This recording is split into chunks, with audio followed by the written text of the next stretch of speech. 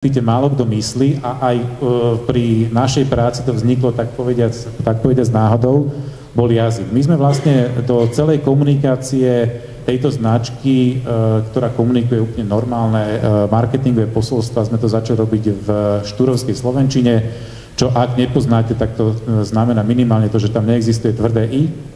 A potom sú to také veci, že mäkké spoluhlásky sa píšu vždy s mäkčením, neexistujú dvojhlásky a tak ďalej, že sú tam také, aj tá vetná syntax je potom taká, že vychádza troška z maďarčiny a z latinčiny, kde sloveso je na konci vety. A vytvorilo to ako keby veľmi zaujímavý a originálny jazyk. Ešte možno existovali donedávna pár takých nápisov v prvej prevádzke, ktoré ešte išli v takej tej klasickej hatolovskej slovenčine, ale už sme to všetko prekryli. My máme vlastne tú druhú kaviareň na Pánskej ulici, kde odtiaľ je kúsok jazykovedný ústav Ludovita Štúra. Keď sme to vlastne lepili tie aplikácie, navykali, tak sa zastavili okolo tí páni, ktorí išli na obed z Júľš, čo je ten jazykovedný ústav Ludovita Štúra, kontrolovali to, lebo že už boli na Štúrove a že boli tam nejaké chyby a keby sme chceli, tak by nám to vedeli nejakým spôsobom akože skorigovať a tak ďalej. Ale samozrejme, že je pravda, že my sa nesnažíme toho držať nejak dogmaticky, rovnako ako toho Štúra, ako to uvidíte. Ale veľký efekt tam urobí taký ten gramatický šok, lebo každý z nás proste na tej základnej škole bol mordovaný diktátmi a takouto gramatikou, čiže si uvedomuje vo väčšej alebo menšej miere, že ako tá slovenská gramatika funguje, nie je jednoduchá určite. A doteraz ľudia chodia a nám tieto veci opravujú. My keď máme proste na Štúrove postavené áčko, ktoré je popísané kriedou, tak sú tam tie tvrdé sú dopísané, ktoré tam majú byť mäkčené, sú vymazané a tak ďalej. Dokonca chodí pani, ktorá, a čo bol taký troška iný príbeh, došla a hovorila na tých displejoch, že tam máme chybu a ukazovala na všetky tie chyby a nakoniec sa ukázalo, že ona niekde inde ukázala niekomu chybu a za to dostala niečo zadarmo. Takže ona vlastne akože prišla a rátala asi na tých chybách, že čo všetko môže dostať zadarmo. A je to naozaj akože veľmi, veľmi silný prvok tej identity a to až taký, že keď sme robili vlastne poslednú kampaň s Martinusom, tak oni to odmietli, lebo sa im to zdalo, že to by bolo príliš štúrovské a že ten Martinus by tam vlastne zanikal, hoci to bolo celé v dizajne Martinusu, čiže je to úplne výborné. A dokonca týmto spôsobom začínajú naši fanúšikovia nám písať, začínajú takýmto komunikovať, lebo na Facebooku samozrejme takýmto spôsobom komunikujeme. Dokonca sme dostali životopis napísaný v štúrovskej slovenčine, application form na to, aby niekto k nám prišiel pracovať. Čiže vlastne toto tak vzniklo niekde pomimo, takáto vec, ale ukázalo sa to ako jedným z veľmi silných vlastne nosných stavebných kameňov celej tej identity. Čím chcem povedať to, že netreba sa zatvárať, keď už niečo vymyslíte a je to ešte akože v nejakom procese, tak sa netreba zatvárať pred nejakými novými nápadmi, lebo toto vzniklo už v čase, kedy my sme niektoré veci chceli tlačiť a sme to potom prerábali a nakoniec sa to ukázalo ako veľmi šťastný krok.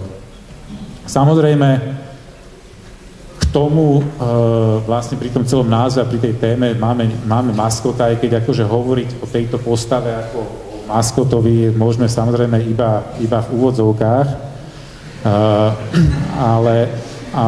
ale používame ho s veľkým úspechom a to preto, lebo on je veľmi ikonická postava. Aj keď opäť boli sme pred 3 týždňami v Modre, kde bola vlastne Modranským okrašľovacím spolkom organizovaná taká jesenná dumka, boli tam prednášky o Ludovitovi Štúrovi, prišiel tam historik z Maďarska, ktorý nakoniec nevystúpil kvôli nejakému cukrovkovému šoku, ale bol tam slovenský historik, ktorý akože o tom rozprával, lebo moji spoločníci a vlastne tí partneri, s ktorými to robíme, oni, tí priatelia, oni študovali históriu všetci. A aj keď akože ja som autorom vlastne akože tejto identity vizuálnej, tak niekde to tam akože medzi nami bolo a keď tam prišiel ten ich profesor, tak ten akože, ktorý sa naozaj profesionálne zaoberá dielom Ludovita Štúra, tak ten sa na to pozeral s veľkou nevôľou. A je tiež pravda, že môj otec, ktorý pracuje v Matici Slovenskej, keď to uvidel, tak akože nebol si úplne istý. Dneska už sa na to pozerá ináč, ale akože tá staršia generácia to má tak troška proste akože ináč myslené. Ale na druhej strane sme chceli vlastne také niečo naše, na čo môžeme byť naozaj hrdí, lebo rovnako ako možno Slovenské národné povstanie, aj toto bolo nejaké isté povstanie a nejaké prvýkrát v histórii proste akože sa zaskala nejaká národná identita. Aj keď to samozrejme potom dopadlo tak, ako to dopadlo, ale chceli sme priniesť to mladým ľuďom a vďaka politickým garnitúram, ktoré to sprofanovali v 90. a v 0. rokoch, proste, že to je úplne nepriateľná téma, sme to chceli vlastne doniesť späť, ale vo forme, ktorá vlastne je prístupná nám, vlastne akože našej cieľovke, čiže preto to takto urobili. Čiže Ľudovít Štúr figuruje v rôznych podobách u nás, toto je napríklad jedna z nich, čo je vlastne obraz, ktorý visí v našej prevádzke a je to taký známy obraz, on je originálny v Národnej rade, zavesený, je to vlastne Ľudovít Štúr, ktorý prednáša pripomienky na uhorskom sneme, respektíve tie žiadosti slovenského národa. To gesto je také normálne, takéto, že vlastne ako keby si niečo pýtal. My mu dávame potom vždy niečo také, že čo sa týka kávy do ruky, čiže pracujeme s takýmito apokryfami a samozrejme s Ľudovítom Štúrom. On je samozrejme veľmi dobrý tou svojou ikonickosťou, že má fúzy, klobúk. Proste keď urobíte takúto brádu, ktorá je vlastne akože túto troška oholená, tak hoci kto sa začne podobať na Štúra, je to vlastne akože niečo ako Elvis. A veľmi dobre to funguje, proste napriek tomu, že sa nemusí on na seba podobať. Čiže mali sme nejaké takéto základné kamene, z ktorých sme začali potom rozvíjať ten samotný dizajn toho celého, ktorý tvorí vlastne vizuálnu identitu Štúra. Tá úplne prvá pochopiteľne je nejaká farebná paleta, to kvôli tomu, lebo farba je taká veľmi senzuálna a taká primárna vec, ktorú človek začne vnímať. Lebo v podstate je to len svetlo, a keď je človek veľmi slepý a vníma nejaké svetlo, tak tú farbu vníma, až potom začne vnímať tvary. Čiže tie farby sú pre nás veľmi dôležité. My sme sa rozhodli pre farebnú paletu, ktorú je možno vidno aj na tých plagátoch, aj vlastne ako na tom interiéri, že to majú byť teplé, možno pastové farby s takou dominanciou hnedej, a to kvôli tomu, lebo nám to evokuje jednak kávu, jednak čokoládu, sú to koláče, chlieb a vlastne akože všetky takéto odtiene okrových, hnedých, ktoré sa tam pohybujú a zároveň aj taká tá vizualita tých starých fotografií a starých, ktoré sú také akože zažltnuté a zhnednutné, tak akože sa to tak akože k tomu nejakým spôsobom vracia. Takže akože to bola nejaká farebná paleta. A potom pochopiteľne k tomu výber nejakého písma. Okrem toho, že ešte sa možno vrátim sem, okrem toho, že som nakreslil nejaké vlastné také generické písmo, ktorého úlohou je, aby bolo ručne robené, aby sme ho mohli potom ohýbať do tých jednotlivých elementov, tak sme vybrali aj nejaké písma, ktoré proste sa ako keby opäť priznávajú k tej dobe. Čiže sú to pätkové písma, lebo bezpätkové písma sú vynálezom 20. storočia, čiže sú to samozrejme pätkové písma vo verzálkach. A opäť možno to nie je dobre vidno na tomto slajde, ale sú to písma, ktoré majú takú troška rozbitú štruktúru, ako keby už boli vytlačené, obseroxované alebo proste možno nakreslené, čiže a majú opäť takú nie presnú strojovú formu, aby sme vlastne počiarkli taký ten ručný alebo opakovaný moment toho celého. Čiže to je taký akože druhý z tých, teda ďalší z tých stavebných prvkov v dizajne a potom samozrejme je to ten princíp toho kreslenia, že tie všetky veci, alebo respektíve ústredné motívy tých komunikačných materiálov sú kreslené.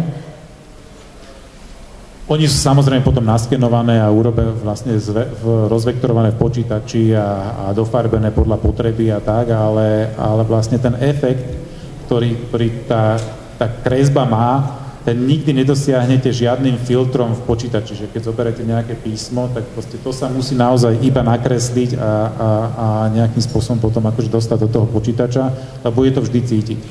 A napriek tomu, že sa snažíme istým spôsobom o nejaké rovné línie, o to, aby to písmo proste akože bolo vyrovnané, že to není úplne taká ručná kresba proste akože písaného písma tak je tam vlastne ten pocit takej tej prírodzenosti. Čiže toto tvorí tiež dôležitý prvok. A potom je to vlastne interiér ako taký, ktorý možno, keď budete robiť vizuálnu identitu, tak nebudete musieť spracovávať, ale častokrát to býva predmetom zadania, že je nejaký point of sale, proste nejaká predajňa a keď už existuje nejaký design manuál, tak vlastne niekto od vás chce, aby ste sa vyjadrili minimálne, keď už nerobíte ten architektonický návrh, vyjadrili k tomu, ako to má vyzerať. My sme si robili ten architektonický návrh a vlastne interiér podľa seba. Opäť sme tam chceli dosiahnuť taký ten leitmotív takej tej prírodzenosti domácej, čo znamená, že sme nevyberali nejaké drahé dizajnové kreslá, ale sme obišli hlavne pri tej prvej prevádzke staroštníctva, teda hlavne v Prahe, lebo tuto na Slovensku toho veľa nie je, a pohľadali sme veci, ktoré proste nejaké kreslá, stoly, ktoré proste akože majú už nejaký svoj život za sebou, ale sú schopné ešte akože žiť nejaký ten ďalší a možno aj relatívne frekventovaný život. Nie všetky tie kusy, ktoré sme vybrali, prežili, lebo samozrejme, že ten kaviarenský pohyb je určite väčší, ako keď máte nejaké kreslo doma, ale mnohé z nich prežili. Tuto napríklad možno je vidieť nejaké art deco kreslá, plus nejaké akože secesizujúce formy, to je myslím hento z Dioru, tiež z takého plšáku zobrané, kde sa dajú naozaj nájsť pekné kusy a vytvárajú atmosféru. Čo je dôležité, lebo opäť pri tom kaviarenskom podnikaní nepredávate, už keby sme sa bavili aj o značke, o produkte, tak tam ešte predávate nejakú atmosféru. Pretože my nechodíme na kávu ako Taliani, proste dať si jedno rýchle espresso na stojáka, ale chodíme sa stretnúť, sadnúť si s priateľmi a porozprávať sa pri káve, čo znamená, že to v našich rakúsko-uhorských končinách chceme robiť v peknom prostredí. A to je taký akože dôležitý moment, čiže opäť aplikovali sme tu také tie prvky, ktoré ako keby zdanlivo nesúvisia, ale sú v jednej farebnej palete, ktorá bola definovaná predtým. Plus, samozrejme, sú to veci, ktoré sa nám zdali ako dobré nápady, hej, že okrem toho celého, aby to nebolo celé postavené na nejakom starinárstve, chceme do toho doniesť aj nejaký taký akože nový dých. Proste urobili sme, ako sa dá hentam hore vidieť, urobili sme z klobúkov lampy, čím sme vlastne akože, ktoré mali relatívne veľký úspech pri tých všetkých návštevách, lebo ľudia to tak akože pozerali, čo je naozaj akože obyčajná objímka z Ikei zo žiarovkou za 2 € plus nejaký klobúk, do ktorého urobíte dieru a máte lampu. A prípadne nejaké také prvky, ako sú tie šálkové lampy, alebo proste keď bolo treba urobiť schodisko, tak proste je to riešené ako dvere, ktoré sú akože v úplne inej perspektíve, ako dvere bývajú.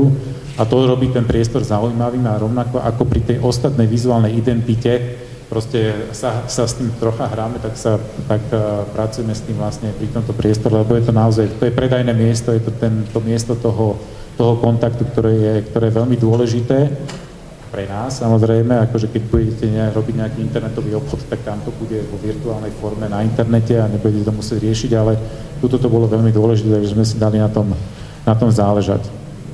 Rovnako sa to potom prejavilo aj pri